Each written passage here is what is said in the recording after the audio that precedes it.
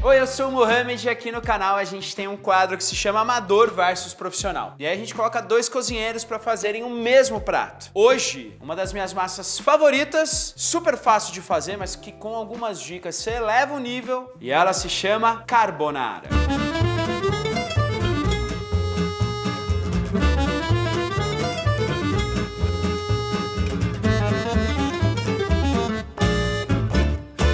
Olá, sou Marco Renzetti, chefe do Fame Osteria, um pequeno restaurante de menu degustação, e do Nino Cucina. Sou romano, venho de Roma e hoje venho a fazer uma das receitas mais célebres da minha cidade, a carbonara. Meu nome é Thiago Zampieri, eu tenho 27 anos, eu sou ator e publicitário. Hoje eu tô aqui para fazer um carbonara. É uma receita que eu aprendi, acho que na internet, vendo as pessoas fazendo. O carbonara é uma massa típica romana. O mais provável, na verdade, é que ela tenha simplesmente se originado das cozinhas das pessoas mais simples. Se você pensa na carbonara, ela tem muita similitude com várias massas romanas típicas, com a cacio e pepe, com a grisha e com a matriciana. Os dois começam pela proteína, mas eles não usam a mesma.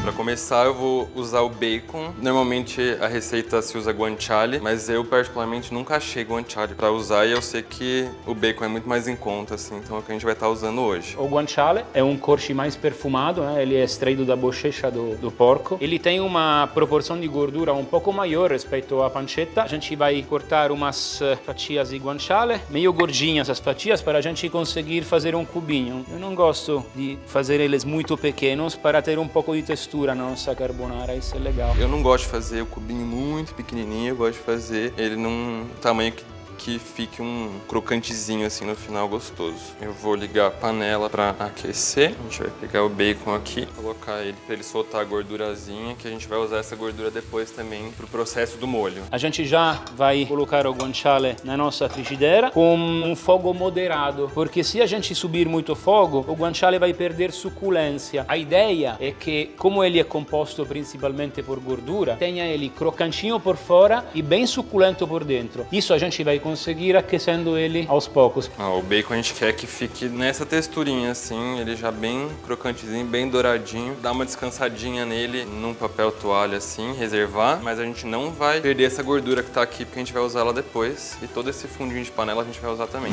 Hora de preparar a base do molho. Ovo é essencial, não tem como mudar. O que muda é a quantidade que você usa. Agora o queijo você pode escolher tipos diferentes e é o que acontece. Enquanto o nosso guanciale doura, vamos começar a preparar o creme da nossa carbonara. A gente vai quebrando os ovos e separando as claras das gemas. Para 100 gramas de massa, uso 70 gramas de gema. Isso corresponde a 3 a 4 gemas. Que a gente vai usar 2 gemas e um ovo inteiro. Eu gosto dele com bastante gosto de gema. O nosso guanciale está começando a fritar e a gente não vai deixar ele fritar muito. A gente só quer que ele soe um pouquinho da gordura, pois é nela que a gente irá emulsificar um pouquinho de água de cozimento da massa para criar o molho, o nosso creminho do carbonara. O próximo passo, a gente vai ralar o queijo diretamente em cima das gemas. A gente usa na carbonara o pecorino porque o pecorino é o queijo de Roma. Em Roma a gente não tem gado, tem ovelhas. E é por isso que o queijo pecorino sempre foi o queijo típico da comida romana. Bom, aqui a gente já tem o nosso parmesão ralado. Nessa misturinha aqui, a gente também pode colocar um pouquinho da gordura do bacon aqui para ajudar a misturar e dar uma liga. Eu vou entrar com bastante pimenta do reino. Eu acho que essa é uma receita que pede. A gente moe um pouquinho de pimenta do reino, preta, em cima da nossa mistura de pecorino e gemas. Vou misturar e vou criar um creme que vai ficar bem grossinho por enquanto, porque a gordura está gelada, né? Daqui a pouco vocês vão ver que ele vai ficar bem mais líquido a hora que aqueça e a gordura dilui. Eu terminei de fritar o guanciale, esse é o ponto que a gente deseja. É levemente crocante por fora e bem suculento por dentro. Esse guanciale eu vou reservar porque a gente vai finalizar a nossa carbonara com ele. E moemos um pouco de pimenta do reino na frigideira, ainda quente, com a gordura. A gente tem a água fervendo. Eu gosto de salgar com sal grosso porque eu consigo medir melhor. A gente tem uma regra de usar no mínimo 1 litro de água para cada 100 gramas de massa e 10 gramas de sal para cada litro de água. A massa que eu escolhi para fazer a carbonara hoje é o rigatoni. Antigamente a gente só tinha praticamente massas curtas em Roma e o rigatoni era o formato principal. O carbonara ele é tradicionalmente feito com uma massa longa. Antes de botar a massa eu vou colocar o sal na água e Logo em seguida, eu vou entrar com o macarrão. Ele tá dizendo que acho que são 13 minutos, então a gente vai deixar 12 minutinhos. Ambos usam massa seca, porém o Marco prefere o rigatoni. E eu gosto muito também para fazer o carbonara e até o cacio e pepe, porque aí o molho acaba envolvendo toda a massa, inclusive por dentro, né? E eu acho que dá mais potência de sabor e mais textura, sabe? Vamos pegar o tempo indicado pelo produtor, 13 minutos. A gente vai colocar esse bolo em cima da panela, vai encaixar o bolo, dar uma leve aquecida para as gorduras ganhar um pouco de fluidez, não ficarem tão grossas. Tá vendo que ele agora está caindo?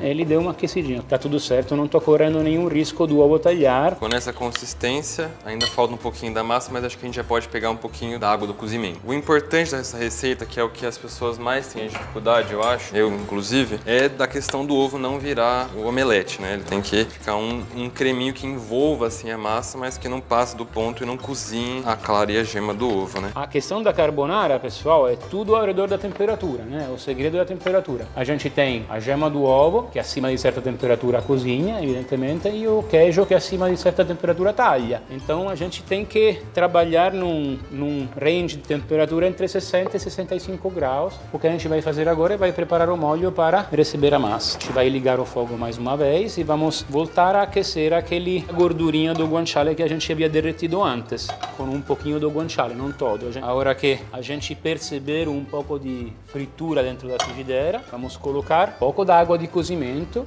que vai trazer um pouco de amido, inclusive vai ajudar na nossa liga. A gente cria o que a gente chama de uma emulsão, deixa em cima do fogo bem baixinho, para isso não reduzir demais. A gente nunca pode colocar uma massa que sai da água quente dentro de uma frigideira ou de um molho que não esteja também quente. Mise en place pronto, tudo organizado, e agora vocês vão aprender a não fazer ovo mexido com o seu carbonara.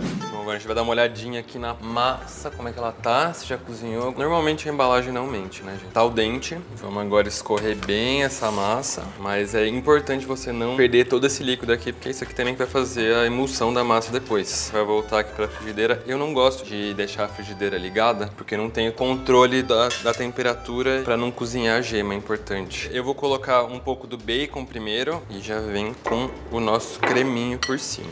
E essa é a hora crucial de não deixar o ovo cozinhar. A gente vem com mais uma conchinha da água do cozimento, a gente mexe. Então essa hora que tudo pode dar errado, gente. Tá vendo que o molhinho já vai ficando um pouquinho mais cremoso? Você também pode ligar um pouco o fogo bem baixinho e finalizar só para dar uma engrossadinha nesse molhinho no final. Eu fiz um pequeno procedimento que eu acho muito útil quando a gente fala de carbonara, que é aquecer um pouco o prato onde a gente vai servir ela, para que a janela de prazer dela seja mais longa. Ou se a gente colocar num prato a temperatura ambiente, ela vai esfriar mais rapidamente. Se a gente colocar ela num prato fundo, um pouco aquecido, essa irradiação de calor vai manter o creme da carbonara numa textura melhor durante mais tempo. Acabou o tempo do cozimento da nossa massa, a gente vai escorrer, a gente faz com que essa emulsão que a gente havia preparado adira na massa. O nosso bowl com o creme de queijo ainda está levemente morno, está perfeito.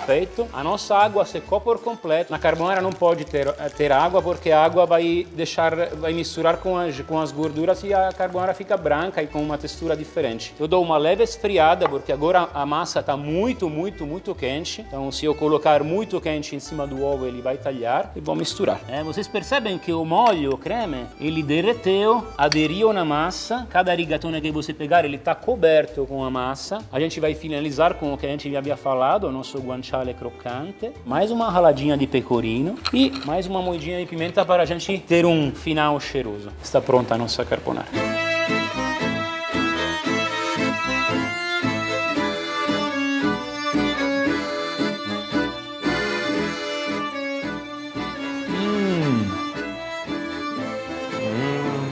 É isso, gente, não tá pesado no sal. Um baconzinho crocantezinho, bom demais. Tem uma distinção fundamental entre pasta asciutta e minestra em Itália. Pasta asciutta é isso aqui. O molho, quando eu empratei, vocês viram, o molho não escorreu dentro do prato, não tem nada sobrando. Isso que a gente chama de pasta asciutta, ou seca. Carbonara é uma delícia, super prático, rápido de fazer, com poucos ingredientes. Façam em casa. E obrigado, Marco e Thiago, por terem vindo. E até o próximo Amador versus Profissional.